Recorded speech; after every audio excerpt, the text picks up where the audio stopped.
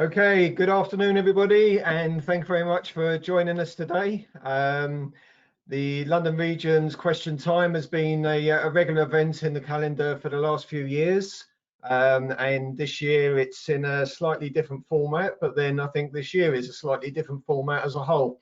So today we have we did have 4 industry experts with us. Unfortunately, I think given that the powers that we have within technical issues, it was true to form, and the gremlins came out and bit us. And unfortunately, Adrian is having technical issues and unable to get linked in with us today. So I'll pass Adrian's apologies across. You can see our esteemed panel there, and I'll do the introductions in a second. We have the questions that have been provided by you, the viewers, over the last few days, and the panel will be hosted by Liz, and she will go through those questions. We have the opportunity for questions from the audience as well, so anything that you wish to say and comment on, please feel free to put a note across, and if possible and applicable, we'll be able to ask the panelists the questions as we go through. So let me introduce you to our wonderful panel. By the way, my name's Gary Binder and I'm the chair of the London region. Liz Kentish is our esteemed host for this event. Liz, co-founder of Kentish & Co, and she, that company delivers change and supports organisations with their performance, building motivation and skilled teams to lead effectively. Currently doing something called corporate marriage guidance, so I think she's probably the perfect host to be our mediator today. In addition, she's also working with Plan B mentoring, which is also in line with supporting staff and through mentoring relationships. We also have Lisa Gilbert. I suppose you should really wave as I say your name so people know, although your names are up there. Operations and support manager for ONGI. Trained as a lawyer, so I better be sure what I say is correct. Moved into FM some 13 years ago, and as an FM working across the UK and Ireland with CA Technologies. Moved into a more operation manager's role across 16 clients across Europe. And for the last 5 years has been working for ONGI as head of CAFM systems, working on international projects and managing implementation. Amanda Barber, has been working for the Portico company since 2011 with a background of hospitality, marketing and business development. She's responsible for the growth and branded activities and for all those wonderful people that we walk into our offices. Amanda's there for the support of those people. So a lot of prospect clienting and future developments. And finally, we have Jason Cousins, who is our client side, working as a director of facilities at Lazard's, world leading financial advisory. Has a background of FM across a variety of different sectors, from legal to client side with CBRE and banking and Eversheds. Previously was the chair of the London region as well, but now hosts as chair for the Members Council within IWFM. So that's it for me. I'm going to pass you over to Liz now, and I will interact every now and then just to support with the questions. So Liz, it's over to you. Thank you very much, Gary, and hello everybody. It's lovely to be hosting this Question Time webinar today. And I noticed the numbers of attendees going up every couple of seconds, so it's lovely to see there's a lot of people joining us today. I don't know about the rest of you, but I know some people join webinars simply to listen later on, or to join and then perhaps go and get a cup of tea. So what would be really helpful for us is the 138 or so of you who are already attending this webinar. Do us a favour and just click on the comments box and just give us a hello or a hi or an emoji, just to let us know that there's somebody out there listening to us live. So please just take a couple of seconds now just to comment or chat and just let us know that you're out there. So while you're doing that, the topic of this Question Time this afternoon is RIP 9 to 5. I don't know about the rest of you, but to be fair, I don't know many people who ever worked 9 to 5 in our sector, even before March last year. So it's an interesting topic, 9 to 5. Some of you will know the Dolly Parton song, 9 to 5, and the movie. So I just want to start by quoting Dolly. Not something that's done that often, I think, in facilities management webinars. I promise I won't sing. Dolly says, "Well, I tumble out of bed and I stumble to the kitchen. I pour myself a cup of ambition and yawn and stretch and try to come to life. I jump in the shower and the blood starts pumping. Out on the street, the traffic starts jumping with folks like me on the job from 9 to 5. What's changed in my life over the last year is lack of commute. So as Dolly says, and she sings about the traffic, that's been a real win for me. I've saved hours every day not having to travel to a site or get on a train or an aeroplane. And we'll talk more shortly about what's changed for us all over the last year. So let's come to our first question. The first question is obviously about remote working, agile working, home working, whatever we want to call it. So is this style of working here to stay? Or as life starts returning to normal, as we hope in the next 12 months, will people feel more confident in returning to the office? Amanda, what are your views? Liz, I think it's probably the $1 million question. I think I've seen now countless LinkedIn polls, and you get this real mixed bag depending on what you read and where you read the poll and what the response is. I think we've all, I know I personally, like you, have had many, many benefits of working at home this last year, but it does come with challenges, and there's a lot around isolation and mental health, and I'm sure that's a question we'll address later. I think my opinion, my view of this new working week is that it will emerge, and we're already seeing a lot of the big brands out there share what their plans are. I think the current winner is this 3 days in the office, 2 days either at home or perhaps on a client site or in a regional hub office, whatever it may be. But it's going to differ, I think, based on the individual and the demographic, but also the sector they work in and the work they do. I know with my business and our teams, we can't really work from home because we have to be in our clients' environments 99% of the time. So I think the next year is going to be quite telling. I don't think any of us have the answers, even though we've read the polls. I think we need to look at what the data tells us, capture the rhythms that are coming through, and really look at those predictions to see and have this conversation in 12 months and really understand what it is employees want in the long term, not the immediate term. I think the safety part, there was a safety part of your question. And I think we as employers, we have to provide the confidence to employees coming back. And that's around communication, new measures, using your teams, your reception, your security, your floor host to provide that reassuring, warm welcome, that familiar face, just to sort of nurture, triage, and navigate people back into the workplace. Fantastic. Thanks, Amanda. Lisa, what else? What else is happening out there, and what do you think people want? Well, I think it really depends on the different sectors and the sector you work in. And it's, the office-based staff, they may well have a choice, or the employers will have a choice about how they want people to return. But there's an awful lot of sectors where they have to be in the industrial sector. They've been working throughout and will continue to do so. So I think it really depends on what the business is capable of delivering and offering to their employees, and taking into consideration what they need from the business, and also do some employee engagement. What will actually work for the business and for the employees, because a happy workforce is what everybody wants. It benefits everybody, doesn't it? I think it really does benefit everybody. And Jason, I suppose a supplemental question to you is, what is the data telling us? And are people just wanting to work from home just because they've been told to work from home? Or do you think they genuinely have a benefit, a personal benefit, a well-being benefit from being at home? Yeah, there's no doubt personal benefit, whether it's simple things like being able to walk your dog or pick up your kids from school. And I know I've spoken to people and families who have really benefited from seeing their children, for example, more than they would when they were commuting to London. I know myself, I have a commute of 1 hour and 45 each way, so I lose a lot of time in the day. And that's allowed me to be more efficient in my role.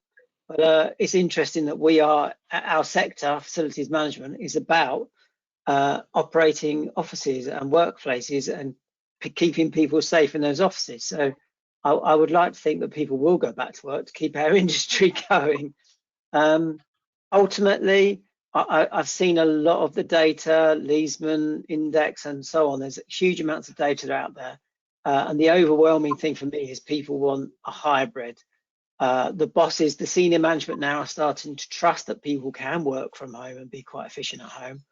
But also they want to make sure that they're collaborating with other people, you know, that we're training the younger people, whether it's the trainee lawyer or the associates within banks. So they're the ones that are missing out at the moment. We've taken on 30 people this year in the last 6 months, and they've not once been to the office and met another person. They can't even tell how tall a person is when they sit in the office because we're on screen all the time. So yeah, there's no doubt going to be a hybrid situation.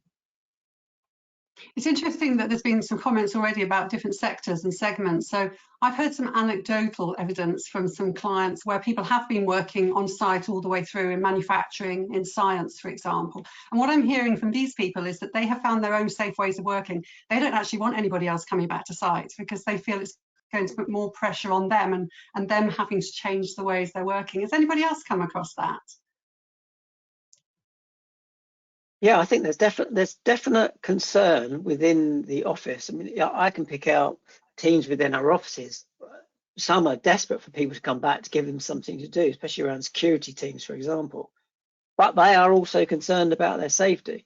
But then that's up to us to put regimes in place to make sure that they actually feel safe and they can feel safe to come back to the office and encourage people to come back to the office. And it's also a common thing about travelling to work as well. And people at the moment that have to go in find it very easy to get a parking space. But what's that actually going to look like once more people are going back to work as well?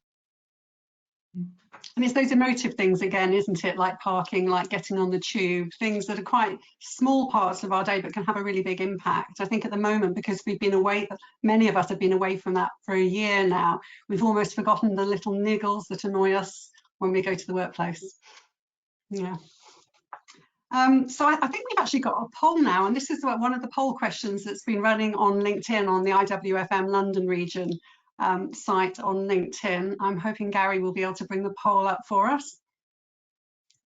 Terrific, thank you. So this is for us to answer as individuals. So once all the lockdown restrictions have been removed, what will be your ideal preference for working arrangements? So please select just one of these options. Would you prefer home working 9 to 5, as Dolly Parton says, home working flexi time, to be in the office or on site 5 days a week, or a 2 or 3 days work home hybrid? So if I could ask everybody who's on the call to just vote.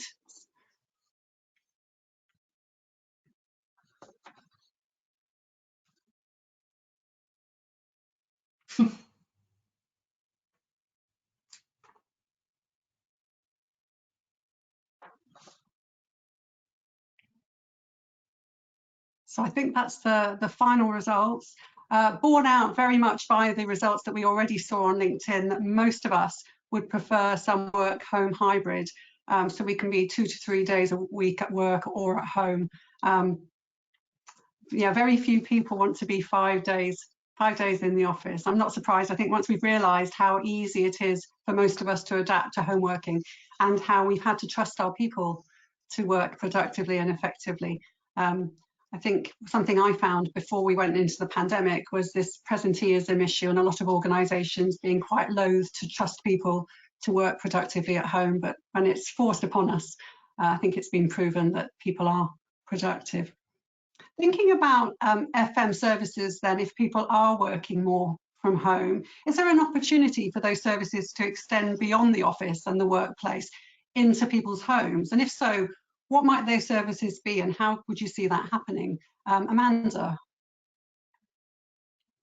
I think there's no doubt that we are going to continue working from home, and I think as employees, we've got to have that duty of care again to provide the same level of support or service or amenity to those in a home office as to what you'd experience in an office. And I know my partner actually once a quarter gets a care package from his employer, which is just a hamper of goodies because he's not getting the free coffee and the biscuits and the cereal.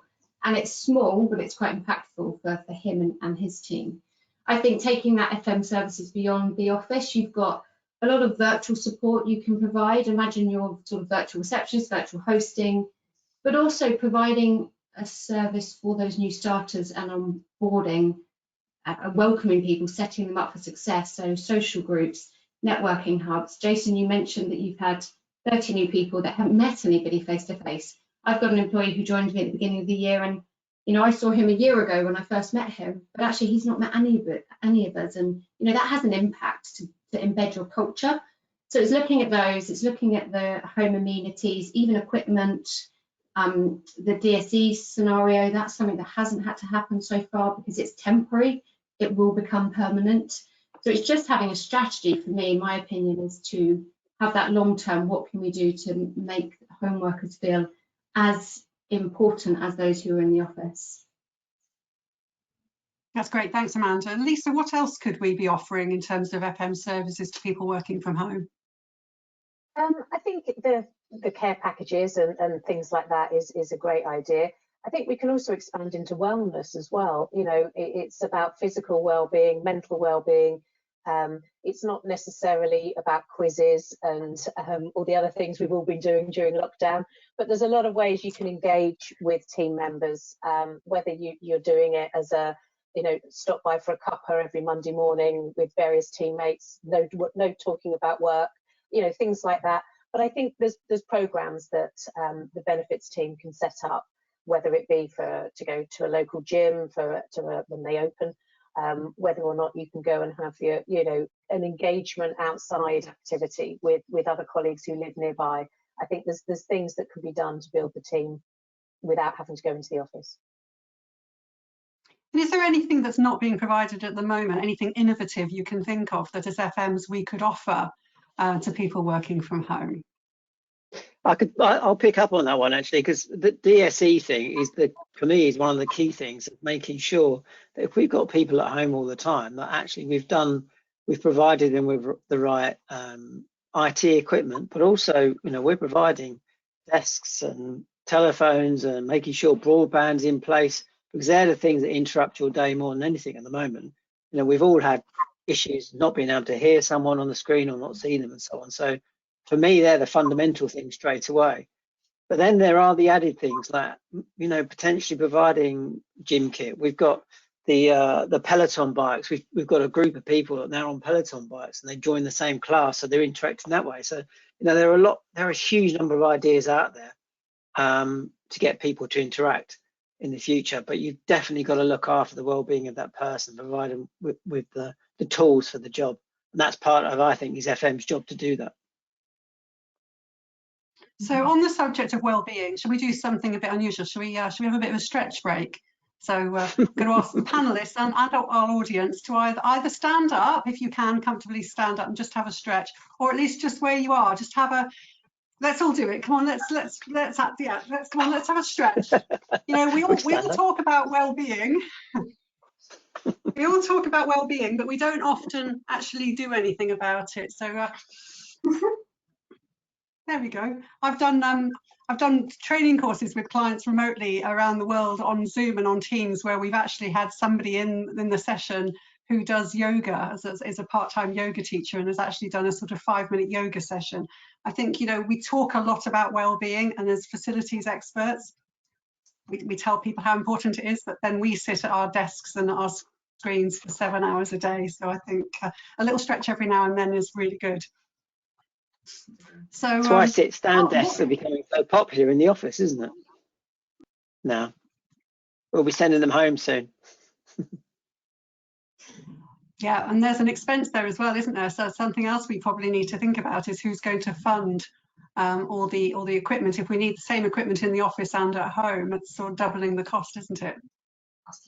So on the subject of well-being then, Jason, what else can we do to support and impact the health and well-being of our people? I mean, there's a lot of online training and online perks and things that organisations offer, but what else can we do?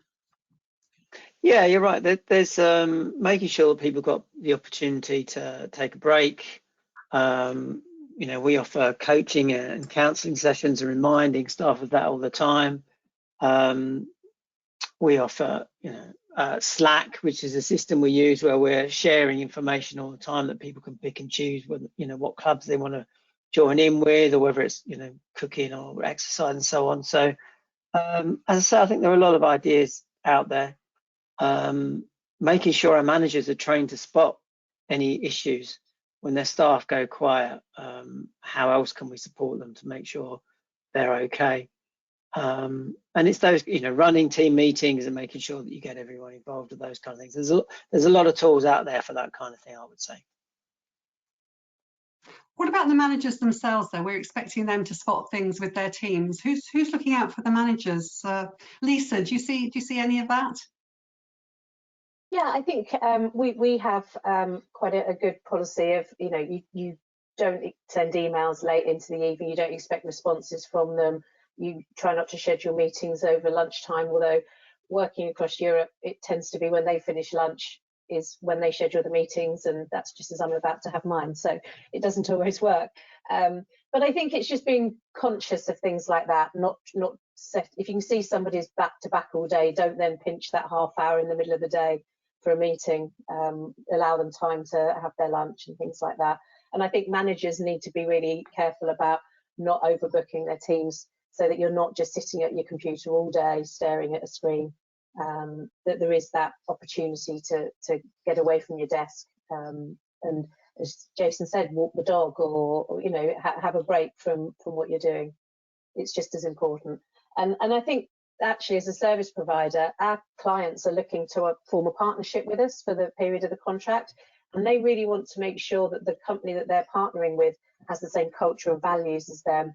And that's something that we strive to show our future customers, that we are interested in our employees' well-being. It's a very high priority for us, and that we're a good fit for them, and can meet what they are looking for in a partner as well. So I think by showing employee engagement, trying to do things like that, it can only be beneficial. Terrific. Amanda, what else can we do to support people's health and well-being while they're working from home? I think that there's a lot. I mean, we do a lot, and I think what's nice out of the pandemic is it's really broken down the barriers about mental health, and certainly within our company, a lot of our leaders, those softer skills have really come forward now, because people are navigating working at home and children at home, and being a mum and a teacher and an employee. So that's really helped. I think what we're looking at is the wellbeing masterclasses, a lot of programs that run perhaps 8 weeks on mindfulness.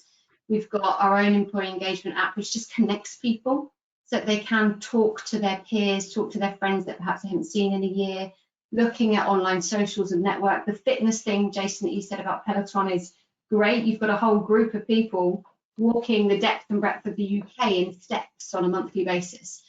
Having that kind of community aspect, even though we're across the UK, I think they're really good tools that we've used, but also taking care of people's the worries. So it's financial classes to help them, and you know, those personal resilience pieces as well, just to safeguard their well-being, not just their engagement. That's terrific. I've actually found a few things being really helpful for me over the last year. I've had a lot of coffee catch-ups where I ask people to just, you know, a 20-minute Zoom call or a 20-minute team call where we don't talk about work at all. And we do that with our team as well on a Friday for an hour. We call it a coffee and catch-up meeting, and it's just, people can drop in if they want to. I also found that walking meetings are quite good. So on the phone, on audio rather than on video, when the weather's better, just to, you know, to walk around the village where I live and have that conversation, carefully walk around the village, obviously, looking out for traffic. But that's also good to just go on audio. And the other thing that I found is I've been doing a series of videos of my running journey over the last year, and feeling really able on social media to tell people when I'm having a really difficult week, and knowing that people won't judge me but will support me and check in. And I think that whole thing, Amanda, as you were saying about mental health as well, has really come to the fore, and I think people have been a lot kinder and more gentle with themselves and with others too. So I think we've got another poll now, Gary. Sorry, Lisa. Yeah. So we've got another poll now about which of the below options would you consider to be your main reason for choosing not to go back to the office full time? Is it because of the commute, because of safety or risk, because it's a lifestyle choice, or because of cost? So again, if I could ask all of our attendees to just select one of those reasons, please.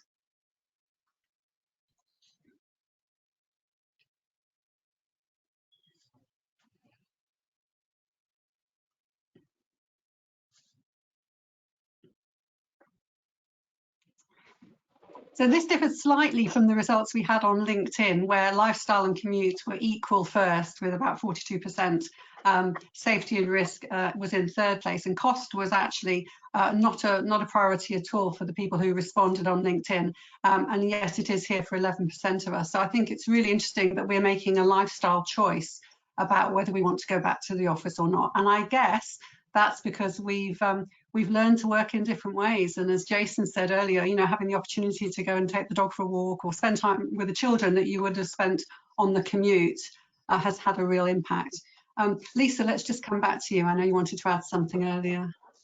No, I was just going to say, I think we're being much kinder to each other, because for the first time we're all in it together, we're all experiencing exactly the same things at the same time. And so therefore people are much kinder to each other. There's more empathy. Absolutely right. Yeah, thank you for that. Jason, you mentioned earlier, and I think Amanda picked up on it as well, that you've had quite a lot of new starters over the last 6 months or so. So with the potential of people being in the office for less hours in the week, how's that going to affect the next generation of people coming into the workplace, and apprentices and graduates who are not going to have that opportunity to have that hands-on learning? What's the impact going to be, Jason? Yeah, I think huge, which is why I think people will start returning to the office as soon as they can, especially the younger generation of those areas. How do they learn from the people around them? Well, a lot of learning happens by listening when you're in the office. You're an open plan, and lawyers do it all the time. I've worked for lawyers in the past. You know, associates and trainees learn from their partner who's on the phone talking and so on. You're not hearing any of that unless you specifically dial those people in. And of course, those organisations are trying to do that and making sure they're included, but it is just that much easier when it's in the office. So I'm sure there are a lot of things we can do about it, but I've no doubt there'll be a requirement to be in the office at some point for those people to carry on that learning in the future, or we have to find a new way to do it. And is it just about learning the job or learning, you know, the task at hand? Is there something also, Lisa, about understanding the culture of a business if we're not all together in the same place? No, totally. When I was training, I was working full time and training at the same time, and I learned more in the office learning than I did at university in the evenings doing my degree. So I think if we're missing that there's a whole lot of the detail, the nitty-gritty of the job that's being lost, and I really think that we need to find a way to still be able to capture that. But I think maybe the younger generation are the ones that it's going to impact more, and they're more likely to return to the workplace. They're less likely to be scared, and they're a risk of anything. So hopefully we'll see it won't be as big impact as we're worrying about. Okay. Gary, just checking in with you. I think we might have a relevant question here. Yeah, there's been a couple of questions that have come through which blend into different areas that have already been spoken about. Health and safety, how is that going to now affect from our FMs, and how we take responsibility, and what is our responsibility? And the other side, which is probably more prevalent today, and especially the news, is with regards to vaccinations. Has there been any indication about need of vaccination before we turn into the office? I'll leave those two with you. Two great questions. Well, let's start with the vaccination one. I'm actually having my vaccination on Saturday, so it's very topical, and I'm very excited about that. So, Jason, what are you hearing from organisations about whether people need to be vaccinated before they come back to the workplace? Yeah, I mean, we've spoken to our lawyers, and the view in general, not by all, but in general, is that there shouldn't be a requirement for people to have vaccinations before they come back to work. Maybe there'll be some global issues when it comes to travel, and they're talking about the vaccine passports. But us as a firm, we've taken advice from the lawyers, which is very much it's people's choice whether they have the vaccine or not, and they can have good reasons why they're not having them, because they're pregnant, they've got underlying medical conditions. There are all sorts of reasons why. So I think that'd be very difficult to force people to do. However, we have implemented a testing program, which we originally started as voluntary, and now we're saying, if you come to the office, we want you to test and have one of these tests. In fact, I've got one here, quite a simple little gadget, which before you come to the office, you run your test so that we know that you're clear. It's just another way to reduce the risk of people traveling to the office with COVID and spreading it in the office. And that testing program, the government are very keen for businesses to take on. So I see that as probably the next step in returning people to work. Liz, we've got a lot of clients doing similar things to Jason, these lateral flow tests. And actually there's stations in the office, particularly where we've got high levels of younger generations who are asymptomatic. And that just gives comfort to everybody. So, and that's growing now in a number of clients. I think having people come back to work without a vaccine we're starting to discriminate then the younger generations because they're later in the year if you're under 30. So it's a really hot, tricky topic to navigate. And I think a lot of it is we have to follow the government guidance, don't we, in each country? And I guess, Lisa, working for a multinational as you do, you're going to have different rules in different countries. Totally. We have different rules now with each country's dealing with the lockdown differently and dealing with, in France, there's a curfew at 6 o'clock. So, people have to be able to leave work early to make sure they're home before 6 and things like that. And the same in Spain and Italy. They've all got different rules, and I'm sure it's all going to be different when we start going back to work as well. And then what about the topic of health and safety and our responsibilities in facilities management? Any views on that? Yeah, I should have picked that one up as well at the time. Generally, FM has a responsibility for the health and safety of people in their offices or in their workplace. If the home is their workplace, then there is that responsibility.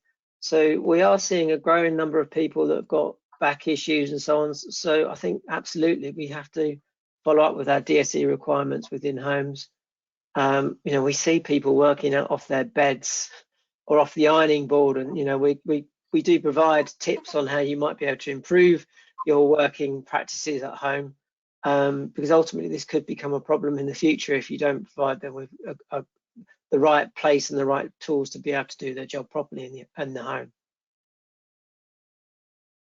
And do you think, Jason, that there will come a time where we have to make a decision between this is a temporary measure at the moment and it becoming a permanent thing? Will organisations make a formal decision around that?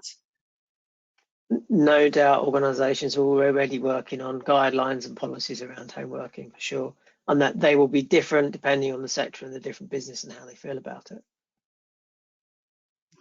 So let's talk a bit more about when we do go back to the workplace, what that workplace may look like.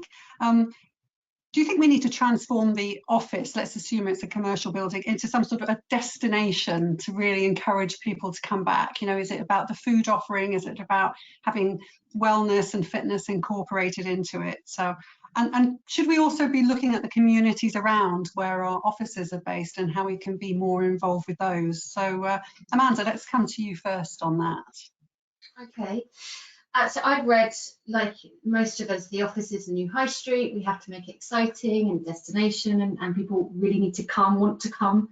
And I totally endorse that. I think what's missing is how you do that, and also for what time frame, because you can't make fundamental high investment changes at the moment when you don't really know what's going to happen in a year. So for us, what we're doing are those kind of immediate quick wins that are high impact, but have a low or little or no investment, let's say.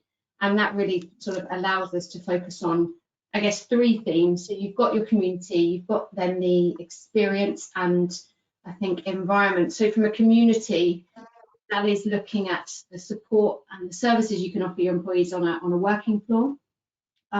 People like floor hosts or floor ambassador roles who are there to create the excitement and the energy, celebrate the birthdays, the anniversaries, bring in the cakes, national days, just be the figure on the floor who pulls everything together for those who are coming in on that day. That's really popular and massively gaining traction at the moment. The experience is a quick win, I think, in using your real estate, using your lobbies, your welcome areas to pop-ups to have people come in and showcase. And that's retail, that's high street vendors, gin masterclasses are very popular, yoga at 7 a.m. or 8 a.m. every morning. People then pay for this themselves. So it's free and it has that immediate win. But also you can take it one step further, and some of our clients do, by funding once a month freebie. So it's July and it's baking hot and you have an ice cream cart come in, and for £200 the first 200 people get ice cream for free. Quick win, everybody's happy, lots of pictures on Instagram. And then you've got environment, quick wins there, end of trip services. So there's massive growth in running and cycling, and I'm guilty of that myself. If I go back to the office, I want maybe a free towel service or something in my environment that can make it more enjoyable for me. But also plants, I keep reading about biophilia being like the future and how it's proven to help your well-being. So it's can you quickly implement plants to make the whole space that much nicer and more attractive. Great. All those lovely ideas about, you know, freebies and the masterclasses and making the lobbies exciting places. Is there a danger though, and I'm being a bit skeptical here, a bit cynical, I suppose, is there a danger that we're going to get everybody coming back on the same day rather than being able to space it out? If on a Thursday we're offering free ice cream, for example, is everybody going to want to come into the office on a Thursday? How do we deal with that, Amanda? Yeah, I think you have to mix it up, and I keep hearing people want to come back 3 days a week, but clients want to restack their offices and reduce their floor plates. You can't do that if people are coming in 3 days a week, because you always have a day overlap, so you still need all of your capacity unless you restack and have more flexible spaces. But then you've got to the bookends of the week, Monday to Friday, you've got to get people in, because people mostly want to come Tuesday through Thursday. You've got dead cities then on Monday and Friday. So you just, I think, got to be quite creative, never have a formula, always do surprise moments, build a bit of marketing about your regular features Monday through Friday, and just be quite clever, speak to your employees, what works, what doesn't, and really just be flexible with the approach. There's no rules really at the moment. You mentioned dead cities. So Jason, you know, what do we do about the communities around our workspaces? How can we re-energize, reinvigorate the places around where we work? Yeah, it's a good question, because, you know, already we're seeing our favourite coffee shops closing permanently, and we're losing out definitely in that area.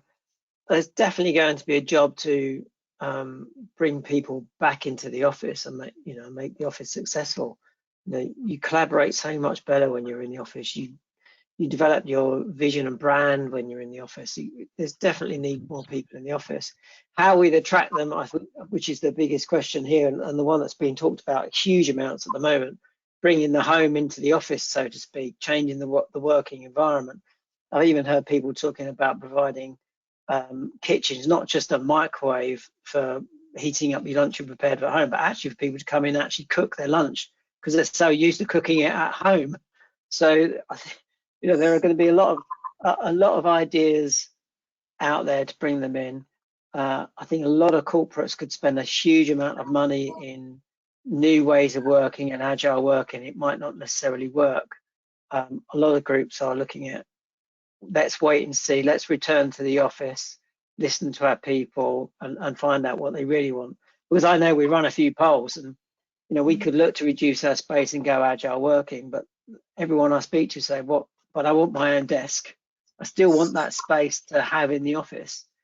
And I don't think that's going away. And I know some industries are almost forcing people to hotel and book their desk. But you speak to anyone, their preference is, yes, I'd like a desk at home, but I'd still want my space when I come into the office.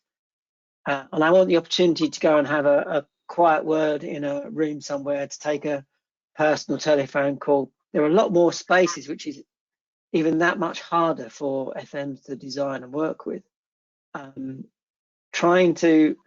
We talk about flexibility in offices, but it's about adaptability as well. Being able to adapt spaces in the future, because that's no doubt going to change over the next 10 years. So any new space we take on, or any plans we're looking at, that they've got to be adaptable to that changing working pattern. And I suppose adaptable and flexible for whatever comes next, because, you know, we weren't prepared for this pandemic, and who knows what the next change will be, you know, something equally as impactful, hopefully not in the same way as this has been though. Gary. Yeah, there's been a couple of people come through with questions that are linked with that, because this has obviously been enforced upon us. And now, who actually holds the key? Is it the employer asking for the employees to come back and saying, right now, here's the environment and you need to come back? Or is it the employee saying, actually, I don't want to come back and I can do my job at home? So this is the challenge that we all face now. It's a really interesting one, isn't it? Because, you know, we talk about being output focused, and, you know, if people meet their objectives, we always say it doesn't really matter how they get there and where they work in order to achieve that. But I think it's a really valid question. Lisa, what are your thoughts on that? Oh, I think it's a difficult one to say, isn't it, really? You can't have the employees making all the deciding when they go in, when they don't go in, because as Jason said, how do you build an office environment around that? But equally, it's about having a happy workplace and finding that happy balance. One size doesn't fit all, so what suits one person isn't going to suit the next. And I think employee engagement is probably the key. Let's not make knee-jerk reactions to what we think is going to happen. Let's take time to actually find out what's wanted. Do you think that in future then people will change jobs and want to work for companies who offer the way of working that suits their style? Potentially, that would be a big choice. Yeah. It would be for me if I was told this job is 100% working from home. I'm not sure I would want that. I need people and to talk to people, meet with people, and have the collaboration side of it, which I don't think you fully get on a video. It depends on it does depend on the individual and what they want, because we've all come into lockdown in the main, apart from new starters companies, with legacy relationships and experiences. So we don't yet know the impact of the new starters, what that will have on them from a sense of purpose, from a culture. So that'll be interesting to see develop in the future if people are just working from home. But equally, there is an opportunity for brands to hire globally. So you work in your time zone, so you get a much bigger talent pool. And that's great, gaining some traction and some noise already with people like Spotify saying, you can live in Australia if you want to work London time, we'll pay you London salary, but it's all about your well-being and where you want to be. So from a future proofing, there is a lot of opportunity there as well. I think a lot of people would just be writing down Spotify right now on their notepad and thinking, I'd quite like to go and live on the Gold Coast. But then everything goes perfect. But it is interesting for the next generation. I've got a couple of nieces who are at university, and they were so eager to get back to university because we all thought students are really good at remote working because they're so tech savvy. But actually, I think as human beings, we all want that sense of belonging, don't we? We want to be part of a tribe or a gang somewhere. Nobody seems to want to be remote all the time. Gary, was there another part to that question, or? Well, yeah, I mean, there's been Lisa's been challenged about what the legal obligations would be for her response. And then it's someone else has put in about it's an issue for middle management, that the seniors will have their view and say what they want, but it would be the implementation that would be far harder from the middle management point of view. Yeah, Lisa, any response to that? Take the fifth. Some other things that have come through, and I know I may be jumping onto a question that will come further down the line, and it's saying about how will FMs have to deal with so let me just get back to the question. Our question is, what skill sets will new FMs have to hold for the future? And I know Jason had a thought on that, and while he's answering that, I'll get the question that came up. That's a brilliant question. I don't think it's just FMs that need different skill sets as we move back into the different way of working. I think every every function in business needs to look at things differently. But Jason, what are your initial thoughts about FMs? FM skill sets, yeah, thanks for that, Gary, dropping me in it. Ultimately, I think our industry is full of people that have got a massive amount of skill set anyway. People use technical expertise, but I find common sense is the biggest thing that we have as a skill set within FM, to be able to change quickly, to be flexible and adaptable to the circumstances. And I've been in the industry 30 years and seen huge change, and we've just completely changed and amended to every different circumstance that comes up. This is probably one of the biggest changes we've had in our lifetimes, the pandemic, and look at how quickly we recovered and started getting people working from home. The technology has moved on faster than we could ever imagine. And I've no doubt, I work in a global firm and talk to global people, and they're all sitting there in awe of what's happening in the UK and how well we've managed, and how quickly we're rolling out vaccinations and how well we're managing that. So that's the main skill set for me, really. We can all have individual skill sets, but overall, using our common sense and our positive approach is absolutely the skill set you need. Lisa, anything you'd add to that? Any other skills that we're going to need moving forward? No, I know you don't want us just to all agree, but I do. I think what Jason's just said is exactly spot on. Flexibility, I mean, that's key to being good in FM, isn't it? Is you never know what's going to happen each day, and you've got to be flexible to adapt quickly to it. So I have a slightly different view of that as well. So I think we're very good in FM at reacting to crises. And we've shown that, how we've adapted over the last year. I think what we need to do more of is to know what's coming around the corner. I know a lot of people in FM say they like the role because of the variety and not knowing what each day will hold. I think we should have more of a view of what's coming around the corner, and we should be driving that through our organisations. So I think we should really be driving what comes next. We shouldn't just be waiting for our organisations to say, we think we'll go back to the office in December or whatever. It might not be a view that everybody shares. Amanda, what do you think? Liz, I'm inclined to agree with you, actually. And I sort of sat here quietly, but I've seen a real growth in culture brands, relationship managers, community roles taking over from FM, and they're driving the agenda for the workplace experience rather than managing the asset, which is expected, I think, nowadays in FM, and it's done so beautifully.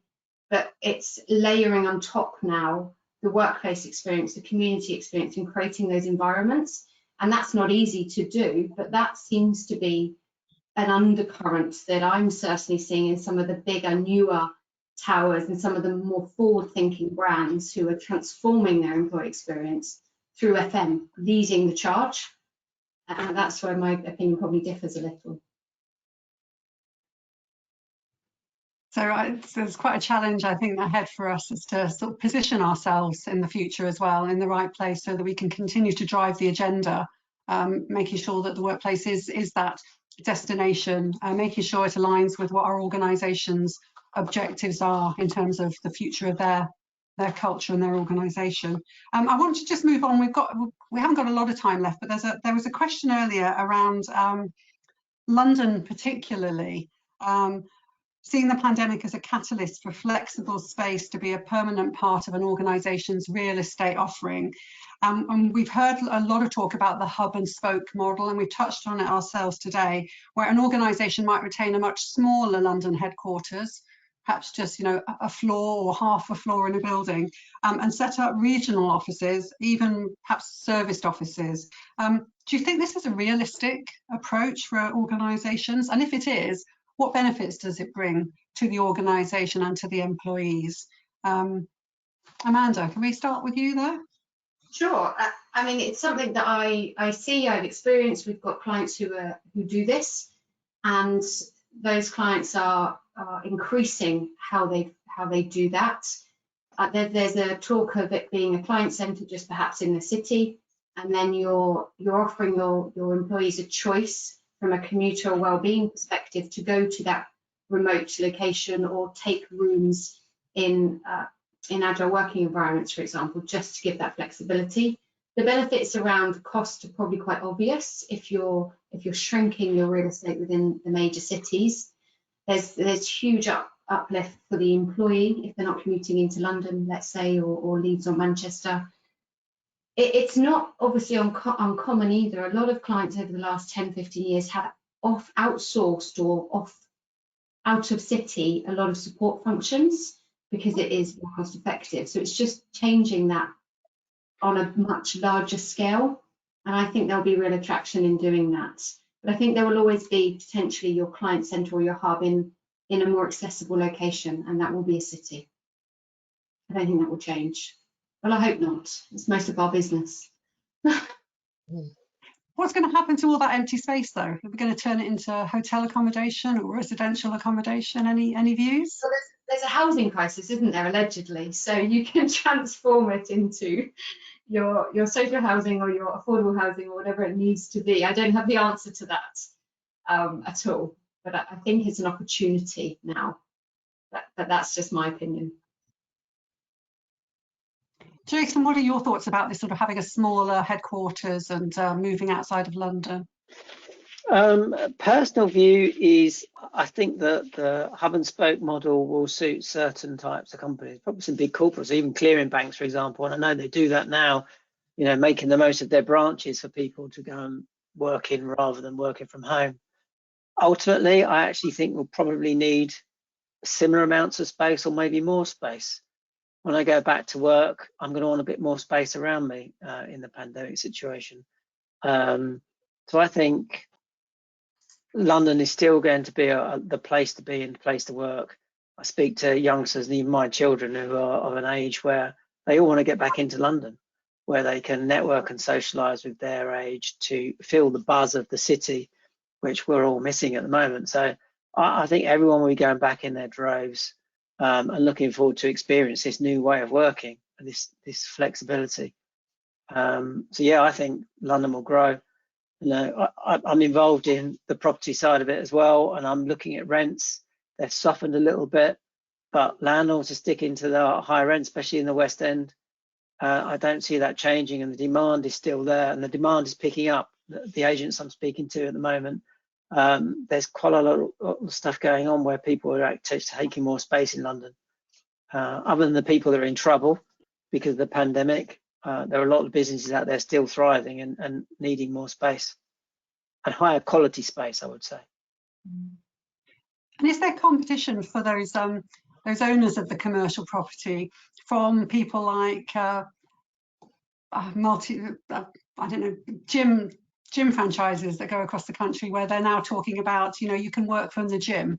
You can have an office space there, you can have your breakfast and your lunch at the gym, and you can obviously do a workout as well. So taking an existing property and making it more of an office space. Do you think that's going to be real competition for some of the corporate space in the cities, Jason?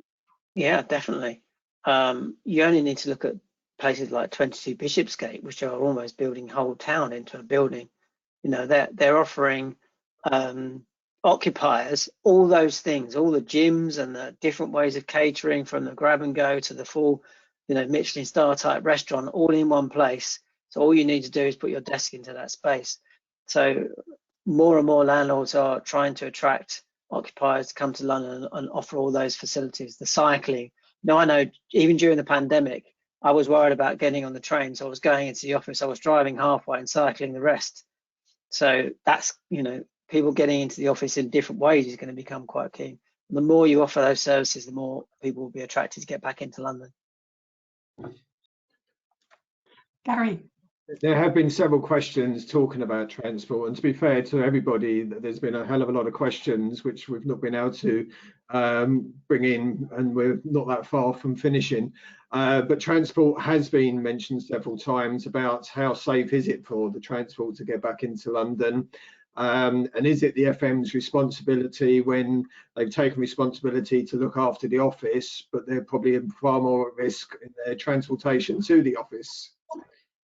How do you win that one? Gosh, it's a really interesting question, isn't it? Because yeah, FMs are core to everything. We've got to keep ourselves safe first. It's like on the aeroplane, isn't it? Fit your own mask first before you help others. Lisa, what's your take on the transport and risk of bringing people back to work? God, I don't know. I think people have got to feel safe, haven't they? So I think if you're doing the lateral flow tests at the workplace, people will know that people without symptoms aren't, you know, everybody's negative in the workplace. But how can you manage that situation on the commute and on the travel? I don't know. Has any of our panelists been on the tube recently? Today, this morning, twice, and How was it? 3 people in a carriage. I felt safer there than I do in my supermarket or my local town because it was just empty. I don't think there's a right answer to this question. I think it's quite difficult. All we've done in our world is to create travel guides for our people, just to give them advice and tools to plan their journey differently or smarter. We've been really flexible with shifts to avoid peak, even though there aren't peaks currently, that there's no such thing at the moment, and just try and keep it fluid as we all navigate the same journey. I've no doubt the government are looking at this as transport to make it as safe as possible. We know we've got these step changes, and potentially come 21st of June, I've no doubt there'll be an influx of people coming to London. And we've got to manage that just from a transport point of view as well. So, you know, the testing that's in place, the vaccines that are going out are all things that are designed to make life safer generally, whether we're in a supermarket or on a train. They've got our backs, I believe, in that area, and they're giving us a lot of advice. You know, you go on the websites, there's huge amounts of guidance and advice on and some of it's voluntary. I think people will take it up, and we'll get there. And I know, Gary, we've probably got loads of questions coming in, but we are running quite short of time. Yeah, I'd like to thank everybody firstly for joining us, the panelists to start off with, but also our audience. And there has been a phenomenal amount of questions come through, and maybe this is something that we might need to pick up again in a couple of months to host another one, because of there aren't any right answers, first and foremost, because of we are all working our way through this. There's been a lot of questions environmentally about who's responsible for people's lighting within their homes, and will there be surcharges, and will I get a tax rebate as well, someone's put. So there's so many different questions. I tried to generalize the questions, so I apologize if I haven't been able to ask your direct question, but I just try to generalize as many as possible. But yeah, there's definitely, I think, an opportunity for us to consider doing this again. We're coming up to probably a minute or two, so Liz, Jason, Amanda, Lisa, thank you very much for your time this afternoon. Your input is valuable. Obviously, you can see the CPD number in front of you for those guys that require that. I'm sure that the slide will move any time now to inform you about any other training courses, or look, there's the address. So this will actually be shown out on YouTube in the next day or so. So if you want to run through the whole process again or share it with your colleagues, please feel free to do so. If you want to get in contact with us, obviously our LinkedIn page is there. So yeah, it would be good to speak to you. Any questions or follow up, and I apologise that we weren't able to answer every question. I think it would have been a 3-4 hour session, and nobody really wants a webinar that long. So thank you all very much, and I'll have a good afternoon. Thank you. Thank you. Thanks, everyone. Bye. Bye.